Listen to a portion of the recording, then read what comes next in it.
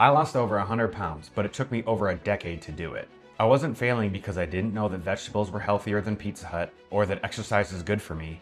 I kept making the same mistakes over and over again, keeping me in the same cycle for years. These are the 8 biggest mistakes I made during my weight loss journey, including one that probably cost me more progress than all the others combined.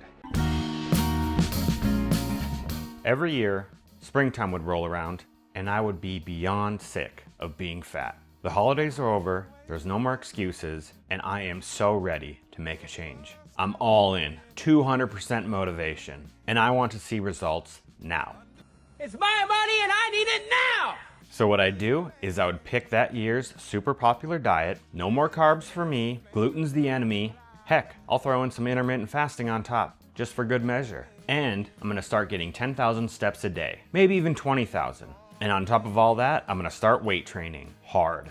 At this point, I'm eating meals consisting pretty much only of lean protein. I'm working out with every free minute I have, and it's working. It's only been a couple weeks, and I'm already down 10 pounds on the scale. But then some event happens, some social gathering, some birthday party. I haven't had anything but chicken breast for forever. Plus, I've been working so hard, I feel like I should reward myself. And I pig out. I eat everything. The next morning, I hop on the scale and I'm up 6 pounds. All my hard work, gone in one day. Usually at this point, I would lose a bunch of motivation. I wouldn't stop completely, but it starts getting really hard to choke down chicken breast and veggies. And then of course, over the next couple weeks, my progress starts to stall and I lose that last little bit of motivation. I made a couple mistakes here. The obvious first one is that I went way too hard from the get-go. I made drastic, unsustainable changes, and then I was upset when I was unable to keep them. This is like showing up for a marathon and starting out with an all-out sprint. It is much better to start out slow and make changes that you can actually keep up for the long term. The second mistake I made was putting too much stock in the scale weight. You're gonna lose a lot of water weight when you first start a diet. And although it might help with motivation, you really need to temper your expectations because as quickly as it comes off, your body will build it back up as soon as you start eating a bit more and your body builds up the glycogen stores. I'm not saying that scale weight is a bad thing to track, but it's not good to put too much stock in your day-to-day weight. The best advice is to weigh yourself every day, right away in the morning after you go to the bathroom, then take an average of that over the week and track that. If that number is going down, you know you're doing the right thing. When I was actively losing weight, I used the app Happy Scale because that kind of does it for you. Most years I would have some sort of vacation planned for the late spring. This would be the catalyst for me to start losing weight and would serve as the main motivator I used when I needed to say no to the foods that I really liked. Even if I didn't have a vacation planned, Memorial Day would serve that purpose just as well. Either way, there would be some date on the calendar that I would look at and think, I need to lose as much possible by this date. Again, I was setting myself up for failure because as soon as that vacation or Memorial Day was over, I would lose all of my motivation. I would tell myself that I had earned a break from the diet. As if the vacation isn't the break. And I would go weeks without losing any weight and get more discouraged, usually abandoning everything by the time 4th of July rolled around. This sort of short-sighted thinking is the completely wrong frame of mind. To be successful in weight loss, you need to work towards an entire identity shift. If you're just waiting for the diet to be over, you're never gonna have sustained success. I usually don't like to speak in absolutes because just because something worked for me doesn't mean it'll work for somebody else or that there's not another way that will work for you. But I'm confident in saying that if you've struggled with losing weight and you have more than 20 pounds to lose, if you're in the mindset of wanting to start a temporary diet and can't wait for it to be over, you're never gonna find the sort of success you're looking for. Culturally, we've gotten so used to the phrase diet and exercise like they're one single thing. If someone says they're losing weight, the immediate response is, have you been working out? And I think shows like The Biggest Loser are partially responsible for reinforcing that idea in our minds. You watch contestants on the show working out super hard and sweating a ton like they're actually burning off the fat in real time. So for years, I thought that losing weight meant doing massive amounts of cardio. And that caused two major problems for me. The first is that when I actually did work out, I thought it meant that I burned so many calories that I'd earned eating more food. Maybe I ran for an hour and burned, say, 500 calories. That feels like a lot until you realize how easy it is to eat 500 calories. That's like less than 2 slices of pizza. There's crumble cookies that are more than that. A restaurant appetizer is often over 500 calories, and sometimes it's just one stupid frou-frou drink like a margarita. You can spend hours sweating and burning calories and eat that back in minutes. And trust me, I've tested that thoroughly. And there's another thing I didn't understand. Most of the calories that you burn off in the day don't come from exercise. They're coming from simply being alive. Your basal metabolic rate, or BMR, is the amount of calories it takes for your body just to keep you alive. You'll burn that even if you spend all day just laying in bed. Exercise absolutely increases how much calories you burn in a day, but for most people, it's not as significant as you would think. The second mistake I would make is probably even worse. If I couldn't exercise because I was injured or too busy or traveling or just simply didn't have enough time, I would think, well, then there's really no point in me trying to lose weight at all. In my mind, no cardio means no weight loss. And that's just not true. Today, I try to think of diet and exercise as two tools that overlap. Exercise makes me more physically fit. It helps me build or maintain muscle. It improves my endurance. It allows me to run all these races and triathlons and stuff. If my main goal is changing how much I weigh, the biggest lever I have for that is my diet. It's how much I eat. I don't want to get into the nuances of metabolism because this video would be 3 hours long. But to keep it simple, if you're trying to lose weight, don't make the same mistake I did and think that you have to burn off calories through cardio in order to do it. Exercise is incredibly valuable, and you definitely should be doing it. It shouldn't be viewed as a punishment for eating, and you shouldn't have to earn your food. I know what some of you are gonna think as soon as I mention counting calories, because I thought the same thing for years. It sounds tedious, it sounds obsessive, it sounds like way too much work. And you're probably thinking, I don't wanna weigh everything I eat for the rest of my life. Neither did I. But tracking calories doesn't have to be a punishment, and it doesn't mean that certain foods are off limits, and it certainly doesn't mean that you have to do it forever. For me, the biggest benefit wasn't restriction, it was information. Because I was terrible at estimating how many calories I was eating. I would look at something and think, that's probably 500 calories, until I'd actually weigh it out and track it and realize it's 900. Or I would assume that certain foods would be completely off limits, only to realize that if I made a couple small changes, I could actually eat them all the time. When I was actively losing weight, I had Skittles every day. And I won't lie to you, tracking can be annoying. It is extra work. But losing 100 pounds requires extra work. And this is where I'm gonna be slightly harsher than I normally am. If somebody tells you that you can lose a significant amount of weight without any extra work, without any sacrifice, without any planning, and most importantly, without any inconvenience, they're probably just trying to sell you something. I don't have any magic beans to sell you. The only thing I can tell you is what actually worked for me. And for me, tracking my food was one of the most useful tools I used. Now, I choose to continue to track calories because for me, it works. I like having that extra information, but I'm not saying that everyone needs to do that. But if you've never tried tracking your food, I strongly recommend trying it for a few weeks. Not because you need to spend the rest of your life weighing out your blueberries, but look at it as an education. Find out what 200 calories of peanut butter actually looks like. Find out how much oil you're actually putting in your frying pan.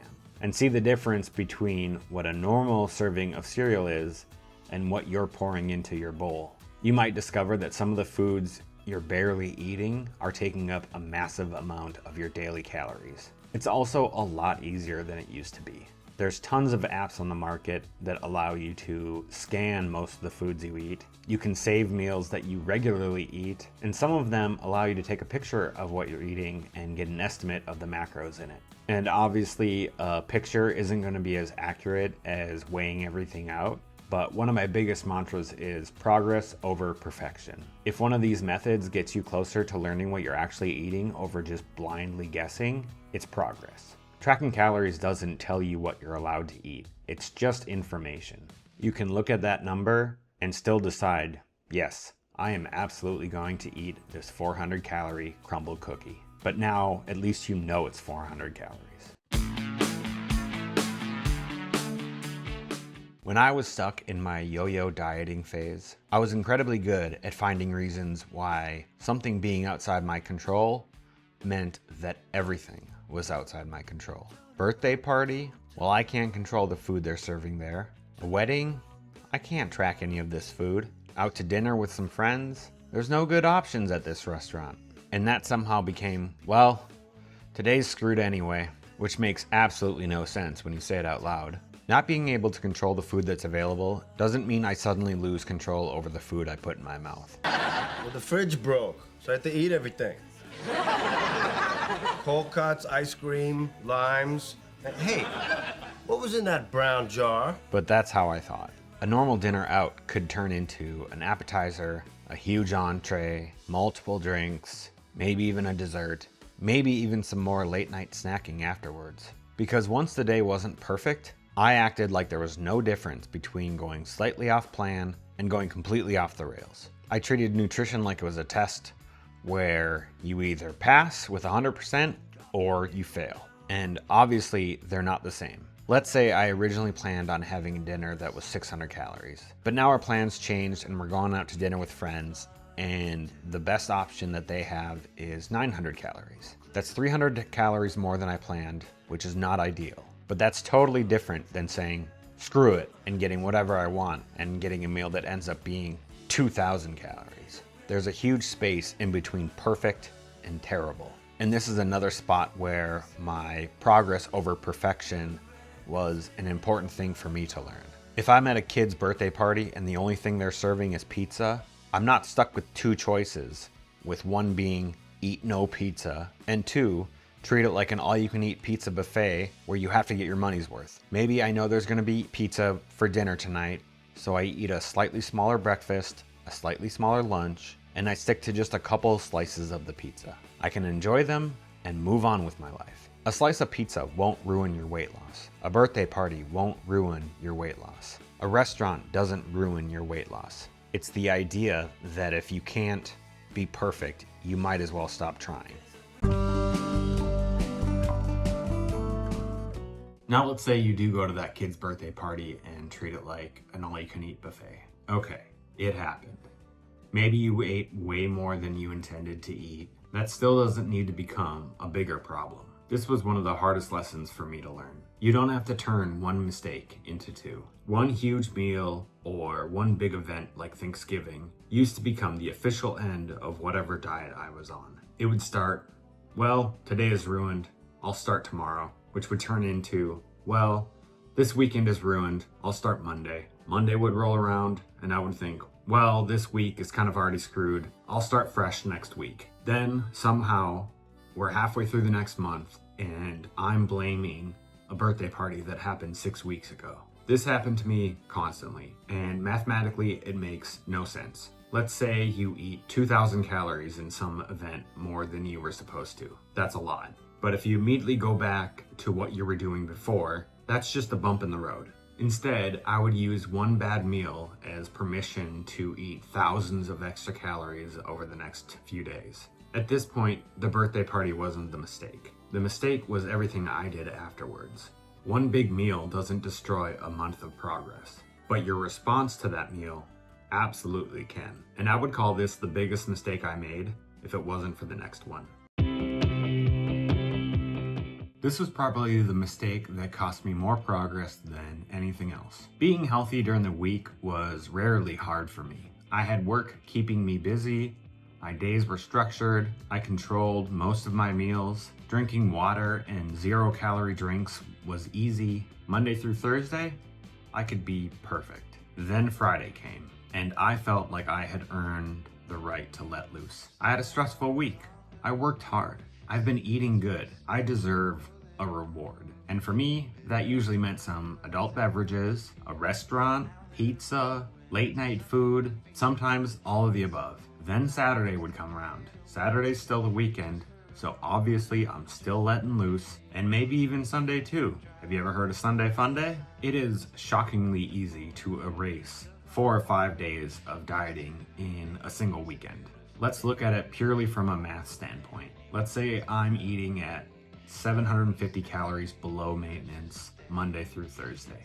That's a 3,000 calorie deficit going into Friday. That's awesome. I'm making real progress. And let's say Friday starts out normal. I eat a sensible breakfast, I eat a normal lunch, but then Friday night happens. Maybe I go out to eat. I have a big burger and fries. That's easily 1,200 calories. Throw on a couple drinks, that's probably 600 more. Maybe an appetizer, maybe even another drink. Maybe I come home and have a late night snack, because I can guarantee drunk Matt never looked in the fridge and thought, I've eaten too many calories today. I'll think I'll pass. Suddenly, that deficit that I worked really hard at building up over 4 days is gone. And in some cases, I wouldn't just erase my deficit. I would end the week in a surplus. Then I'd get to the scale on Monday morning and wonder why I couldn't lose any weight. I did this for years. Lose a little during the week, gain it all back on the weekend. Lose it again, undo it again. If you're stuck in that same cycle, figuring out the weekend might be one of your biggest challenges between you and making progress. And I'm not saying you can never drink alcohol. I'm not saying that you can't go out with your friends. And I'm definitely not saying you can never eat pizza again. But the stressful weeks aren't going away. And there's always going to be a reason to celebrate. There's always going to be birthday parties. There's always going to be football games. There's always going to be some reason for you to say, this weekend is different. So you have to figure out what a sustainable weekend looks like for you. Maybe that means drinking much less. Maybe that means cutting out alcohol entirely for some amount of time. Maybe that means tracking and planning ahead to allocate for such a large dinner. Your plan doesn't have to make your weekends miserable. It just can't require you to undo everything you have accomplished during the week. I saved this one for last for 2 reasons. First, it's only become relevant during the most recent parts of my weight loss journey. And second is that it's much more personal. There is an incredible amount of noise surrounding GLP-1 medications right now. Some of it is legitimate. These are medications. They have side effects. They have costs. They have risks. They have other things you need to take into consideration before using them. But there's also a lot of stigma. Some people will say that it's cheating, that you should just diet and exercise, that it's the easy way out. And for a while, I let opinions like that influence how I felt about even discussing these with my doctor. That was the mistake. Not everyone needs to take a GLP-1. And I'm definitely not qualified to tell you whether you should take one. The mistake was allowing random people on the internet to have more influence over my medical decisions than conversations with my doctor. Someone on Facebook saying they had a cousin who had some horrible side effect shouldn't be how you go about making a medical decision. But neither should someone on TikTok saying that these are miracle drugs with absolutely no downsides. Talk to your doctor. Ask questions. Do your own research. Learn about the potential benefits. Learn about the potential risks. Then make the decision that's right for you. For me personally, going on tirzepatide was one of the best decisions I've ever made. But it wasn't a decision I made lightly. And it wasn't because some podcaster told me to do it. It came after years of struggling with my weight and having a conversation with my doctor about what was right for me.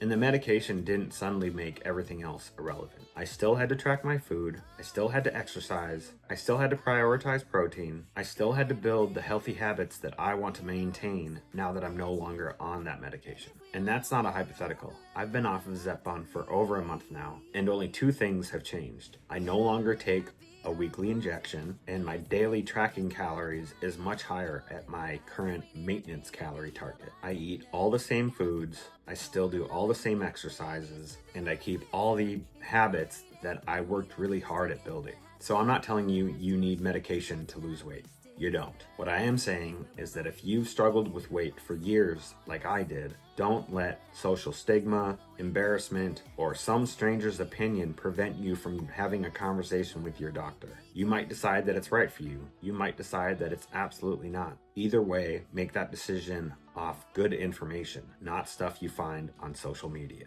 And not that it matters much, but I'll be rooting for you either way. When I look back at these 8 mistakes, and trust me, there were plenty more, almost none of them happened because I didn't know how to lose weight. I knew I needed to eat less. I knew what foods were healthier. I knew exercise was good for me. I spent years thinking I was missing the perfect diet, that I was missing the perfect workout, that I just needed enough motivation to force myself to succeed. What took me over a decade to figure out was how to fit weight loss into my actual life. I needed something that still worked on the weekends, something that would survive a bad meal, something that would survive a birthday party, a vacation, a wedding, something that didn't require me to be in the gym for 2 hours a day, and most importantly, something I could imagine myself still doing a year later. Because the thinner, healthier version of me wasn't going to come from temporarily acting like a different person for 6 weeks. I had to slowly become that person. And that doesn't require perfection. It requires consistency. You're going to screw up. You're going to eat too much sometimes. You're going to miss workouts. The scale is going to randomly jump up 3 pounds and annoy the hell out of you. None of that actually matters as much as what you do next. If I had to lose 100 pounds again, that's probably the biggest thing I would change. I wouldn't try harder. I'd build something I could actually keep doing. Either way, thanks for watching.